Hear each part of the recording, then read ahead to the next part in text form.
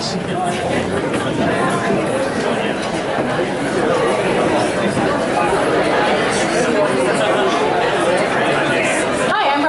Thank you so much for having me at PKN tonight to talk to you about amending the U.S. Constitution. This is me at Occupy Wall Street getting arrested, protesting against Bank of America, who illegally foreclosed on 2 million Americans.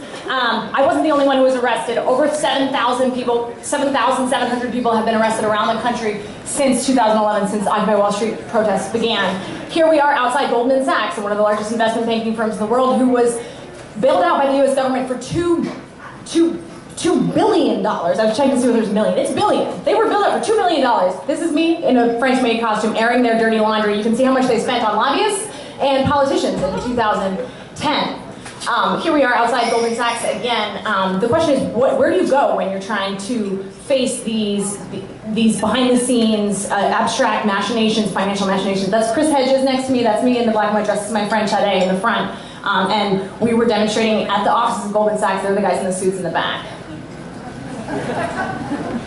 So this is Adbusters, the group that originally called for the Occupy Wall Street protests, created this flag. We know that it's deeper than just bank bailouts. We have corporations are controlling the government very explicitly. They're controlling our food and agriculture systems, our education, energy, infrastructure, military, and foreign affairs. And that's not just a laundry list. That's literally material policies that they're affecting that are the parameters for everyday life. So where do you go from here? After Occupy Wall Street, I met these folks at a national gathering in Philadelphia. That's George Friday over there on the left, and a man named David Cobb on the right, and they are part of the national leadership team for a constitutional amendment campaign that's very radical and is intended to cut to the root of how corporate rule has become possible in the United States. So they're part of a coalition called Move to Amend, which was founded by democracy groups, 13 founding democracy groups, local groups that are just working on the process of what it actually is to have the people rule and what it is to have democratic processes, and they're the ones who started Move to Amend. And the constitutional amendment campaign has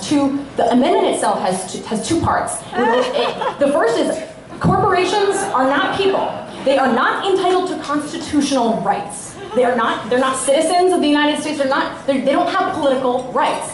They're artificial entities.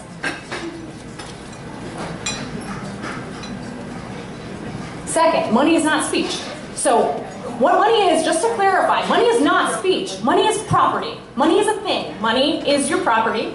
And so those are the two parts of our amendment. Yes, they would overturn Citizens United. But believe it or not, at the federal level, right now, over 17 bills and pieces of legislature have been proposed that would overturn Citizens United. But they're not radical enough. What does radical mean? Radical means root. This is a root. That means going to the root of the problem, right? So when our Connecticut representatives were signing on to a recent bill that would overturn Citizens United, it was absolutely nothing. It wasn't going to the root of corporate personhood. And personhood is a story in the United States that we really need to pay attention to. And it goes deeper than just 2009 when Citizens United was passed, 2010, excuse me, when Citizens United was passed, right? It actually goes back to 1886 when Santa Clara County versus the Southern Pacific Railroad was a case about the railroad barons at the time, right? It was the railroad boom.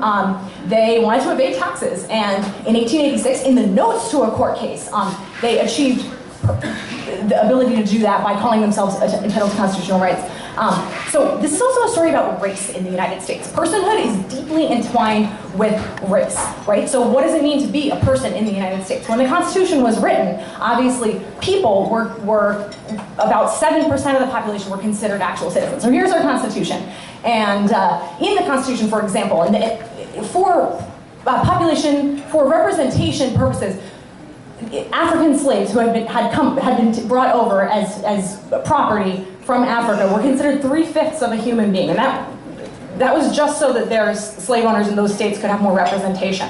Here's the Bill of Rights. So the Constitution itself has really been considered more of a property document than anything else. Yes, there's an outline for the government, of course, but it's really about protecting property. The Bill of Rights were amendments that were passed by the people because they were pissed off when the Constitution was ratified in it was written in 1787 by 55 delegates in Philadelphia, 55 white men, almost half of them slave owners. Right, so here's Dred Scott. This is a man who sued for his own citizenship in the 1850s and was denied by the Supreme Court of the United States in a decision that literally said in the words, a Negro has no rights a white man is bound to respect. And this is right before the Civil War. After the Civil War, we see the 13th Amendment is passed, right? So there's a huge Civil War. Slavery is abolished by the 13th Amendment.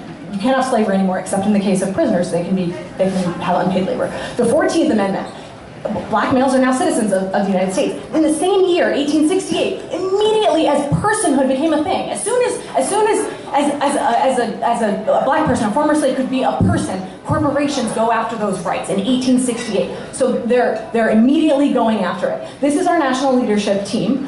We centralize race in our model because it is the story. It's how the inequality in our society, economic, political, is based deeply in race.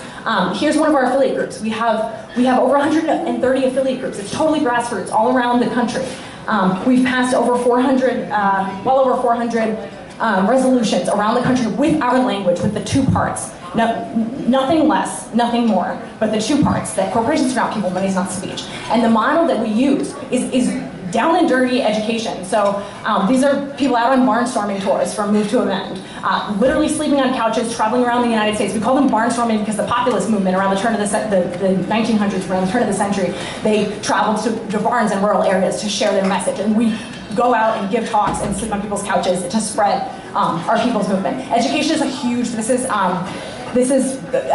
slide I want to talk about education. We have an education program.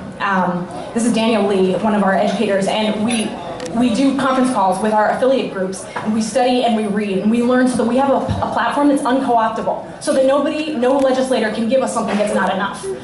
This is demonstrations that happened in 2011 in Wisconsin, in their capital, and this is regular people coming out to self-govern, because this is what it looks like. I want you all to be in charge.